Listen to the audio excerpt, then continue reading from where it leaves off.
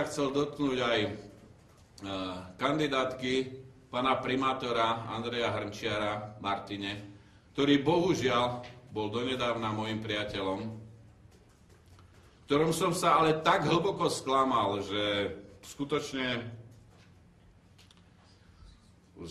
to je niečo otrasné, že tento človek napľul na všetko, čo je drahé každému Slovákovi a ide na kandidátke, maďarskej kandidátke, primátor mesta, kde sa odohrávali všetky dejinné udalosti Slovákov v histórii.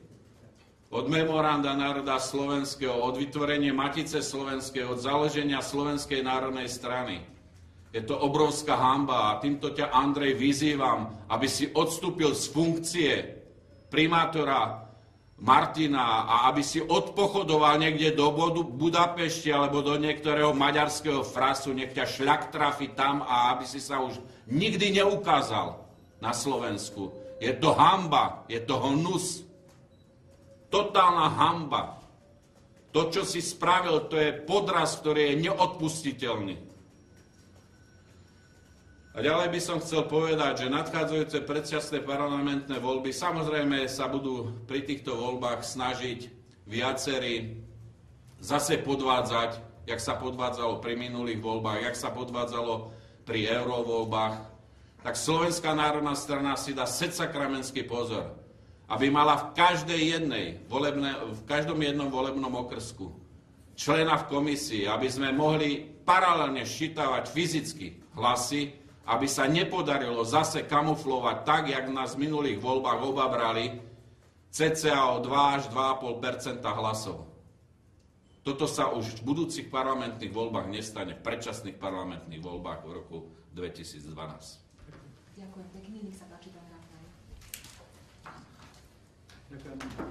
Myslím, že tie hlavné posolstva prednesol tak či tak predseda strany, preto ja len naozaj krátko, keďže dnes bola ďalšia porada ako pokračovanie politického verejnia k decembrovej schôdzi, kde je takmer 100 bodov programu vrátane personálnych volieb, ako je napríklad šéf NKU alebo ombudsman.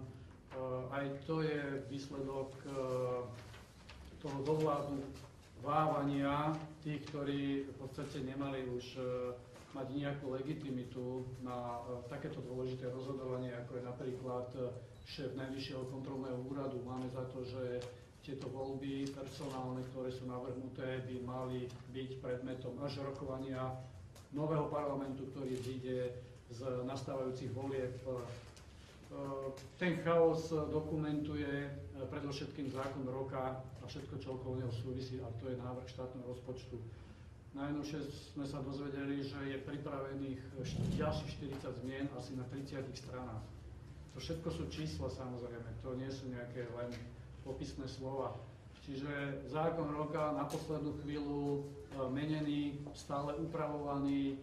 Minister, keď má byť v parlamente, tvrdí, že ide na dôležité rokovanie ECOFINu do Bruselu. A toto je vlastne aj odraz tých záujmov, ktoré reprezentuje väčšina politických strán. Pre nich je dôležitejšia je európska politika ako príprava dobrého slovenského rozpočtu. Samozrejme, že sa budú posúvať termíny. Takisto nechápeme, ako je možné a prečo vlastne sa musia na poslednú chvíľu prijímať zákony v skrátenom legislatívnom konaní, ktoré predkladá dovládnuvávajúca vláda. Evidentne sú tam návrhy, ktoré sú populistické.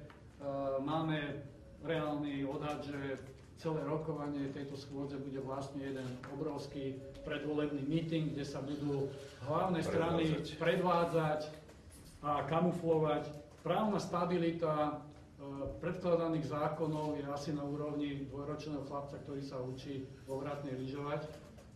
Pretože keď si len pozriete, už asi 10. 15.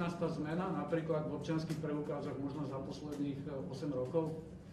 Veď to už je nenormálne, veď jeden preukaz ešte len oni sú vytlačené 100 000 preukazov a príde ďalší nový minister a ten v priebehu svojho volebného obdobia aj 3-krát ide meniť manuál, čo všetko tam má byť. A to by sme mohli hovoriť aj o ďalších a ďalších zákonoch, ktoré sú tu z nášho pohľadu je jeden dôležitý, my sme predložili jeden a aj preto, aby sa vyfarbili všetci tí, ktorí hovoria, že sú tiež údajne patrioti, vlastenci a proslovensky orientovaní. Ako viete, to zákon o obecnom zriadení, s ktorým s kolegom Slotom navrhujeme a reagujeme na tú provokáciu, ktorá súvisí s deložovaním Štúrovcov z nedalekého námestia Štúra, niekde úplne preč, na nejaké bezvýznamné bývalé Gottwaldovo námestie a má sa tam umiestniť socha Márie Terézie ako symbol A 4 maďarské husári. Presne. O tom to je. Takže uvidíme. Ukáže sa aj na iných zákonoch, kto to ako v skutočnosti myslí. K tomu, čo povedal pán predseda, to odpočúvanie naozaj to je len čiastková mozaika celkovej manipulácie ľudí. Dobre viete, že na Slovensku je cenzúra, že je tu vyslovené triedenie názorov, ktoré niekomu, nejakému